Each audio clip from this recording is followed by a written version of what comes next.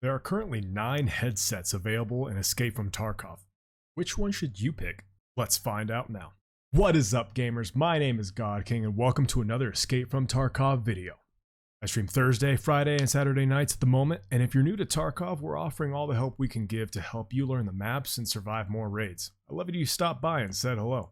Also, if you need help, you can stop by and join our Discord. In today's video, we're going to be answering this one question. Is there a best headset in Escape from Tarkov? And if so, which is it? Now, while it is true that the biggest decision in choosing a headset is based on personal preference, I wondered, were expensive headsets objectively better than the cheap ones? Although sound preference is important, would I survive more raids if I could hear players at further distances? Was there a better headset depending on the map we were raiding into? If you've ever wanted to know the answer to these questions, then stick around and let's dive right into it.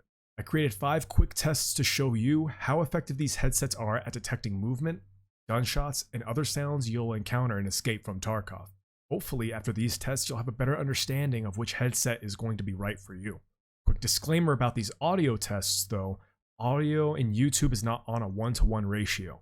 So although what you'll hear in this video is incredibly close to what you'll hear in the game, I encourage you to take what you learn here and verify your own results in the game. Also, these numbers are not completely concrete. Different headphones, equalizers, and personal settings will offer different results.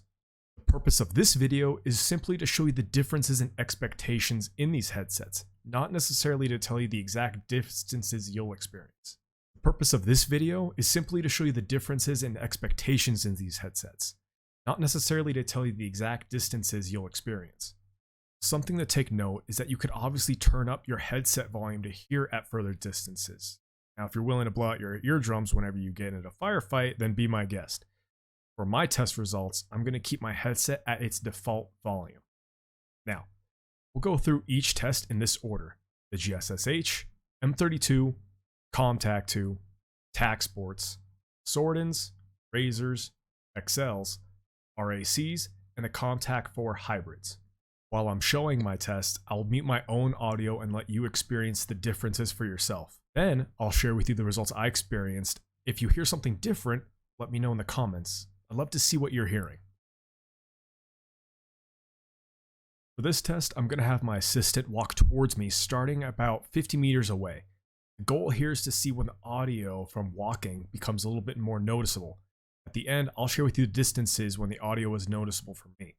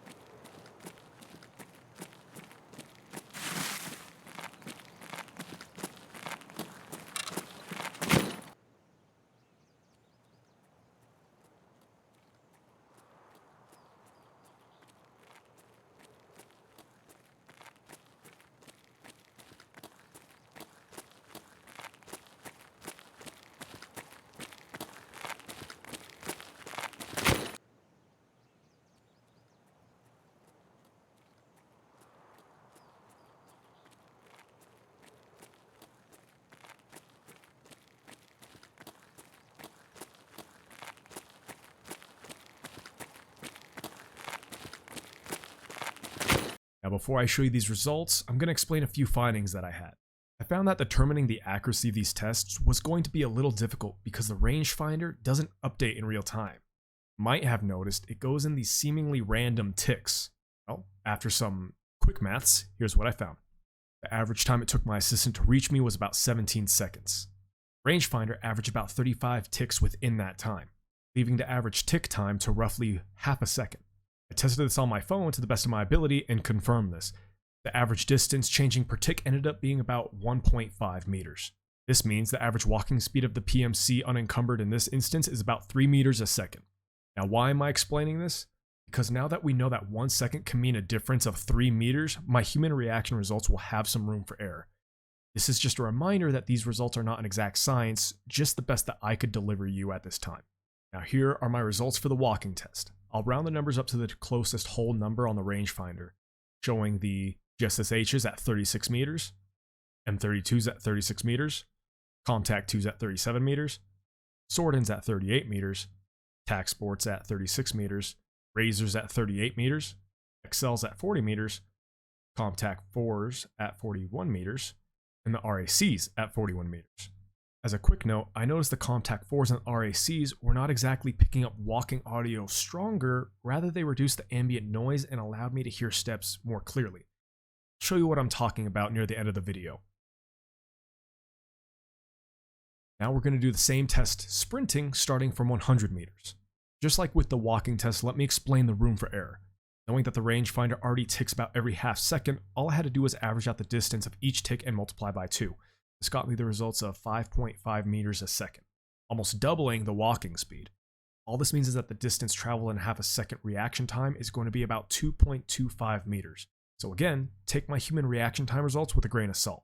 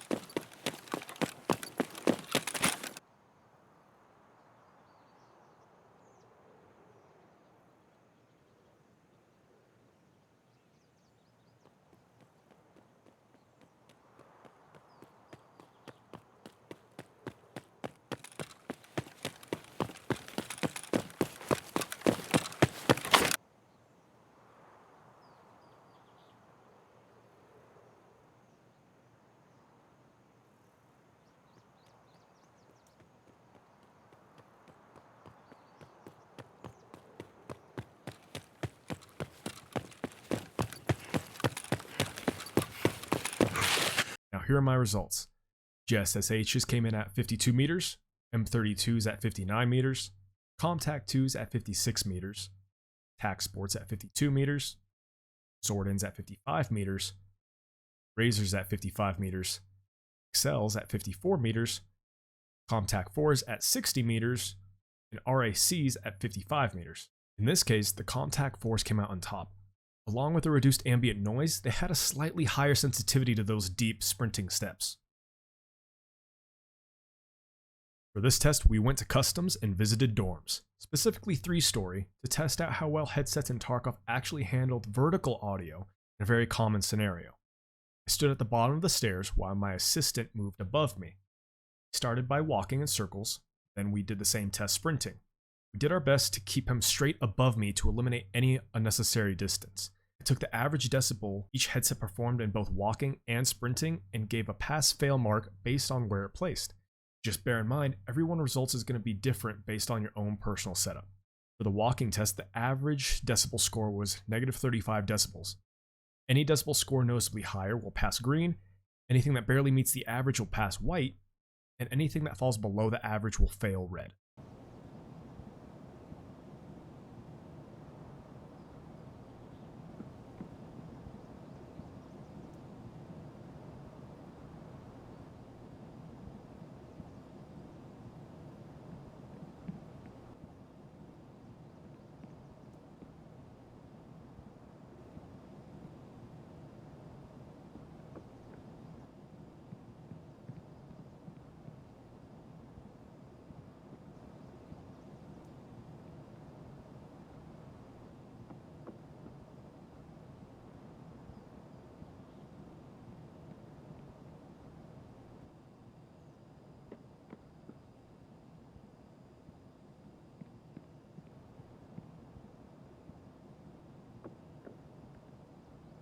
Here are the test results. GSSHs passed green, M32s passed green, Comtacs failed, TAC Sports failed, Sword-Ins met the mark, Razors failed, Excels failed, Comtac 4s passed, and RACs passed. As you can see, the GSSHs and the M32s both exceed the average of negative 35 decibels by a pretty decent margin. I honestly attribute this to their overall increased sensitivity to every sound in the game. Also, just as before, we should take note that although the Comtac 4s and the RACs barely met the average in terms of the decibel rating, sound was much more noticeable due to the footsteps not fighting ambient audio. For the sprint test, the average audio score was negative 28 decibels. I also noted that negative 28 decibels was barely past the inventory audio cue. I don't really know if that will hold much relevance, I just thought it was an interesting note. We're going to have the same rules as before. Anything noticeably higher will score green, those on par will score white, and those that fall below the average will score red.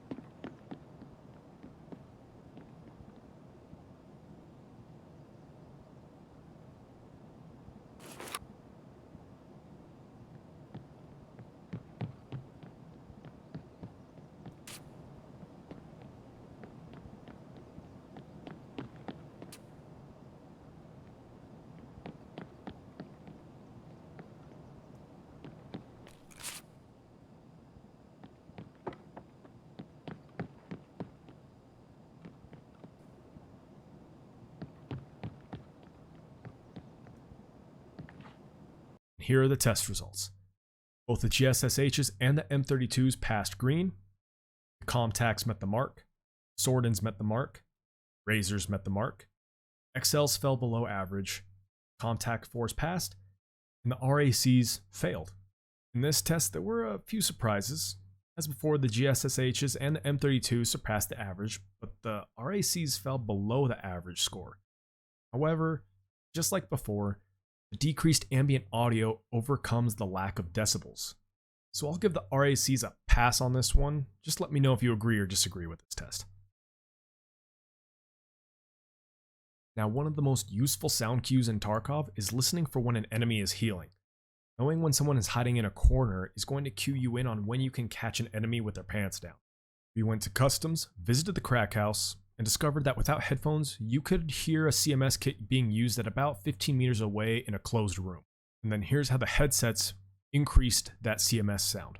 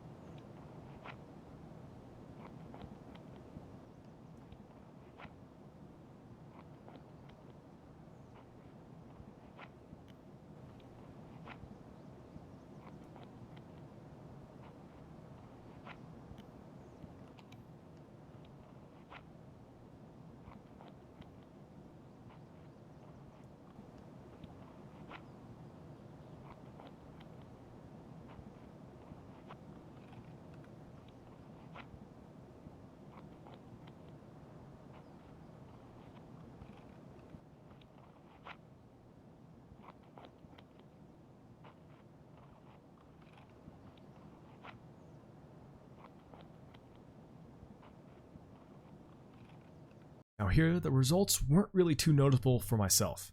Obviously, any headset is going to be better than no headset in this case. But as you may have noticed for yourself, there was very little difference between the headsets. However, the ComTac 4s and the RACs were a little bit better for me personally because of their ambient noise cancellation. With this test, I found that you could barely hear a suppressed 5.56 shot being fired at about 75 meters away without a headset. Here's how the headsets performed at that distance with my assistant shooting into the air. Now let me know in the comments below if you got a different result than I did.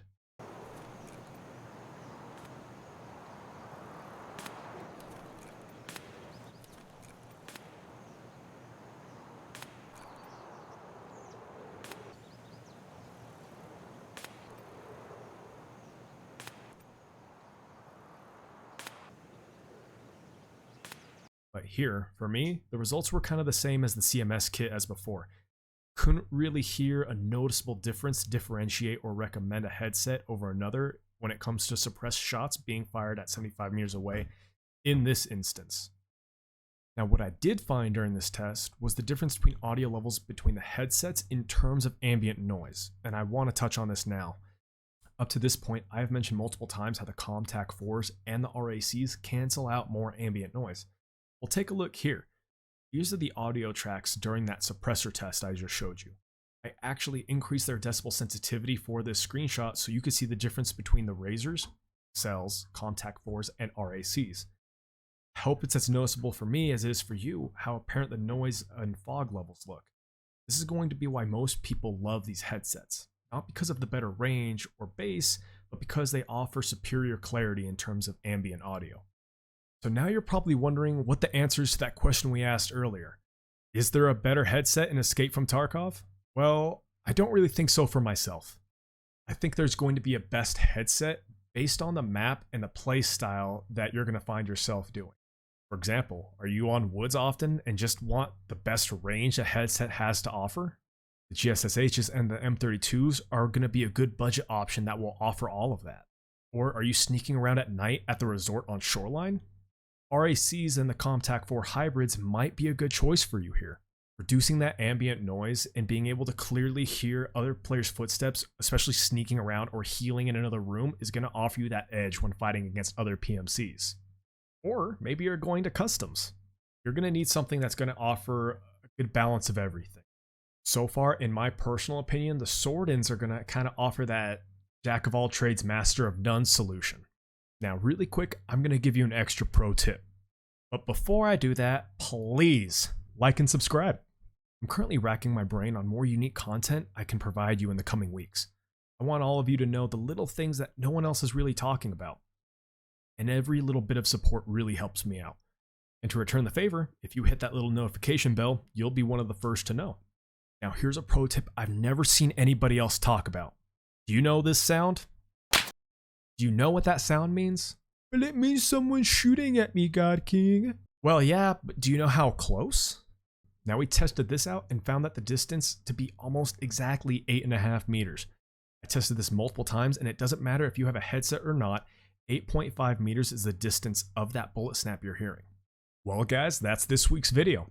Now if you're new to the channel, check out my last week's video. This is actually my second video and the first channel is going to actually offer some options for what weapons you can use in the wipe. I hope you guys like this video, and if you have any tips or tricks, or if you just want a question that I can answer for you in an upcoming video, let me know in the comments down below. I'd love to see what you guys want to see. But until then, you guys take it easy.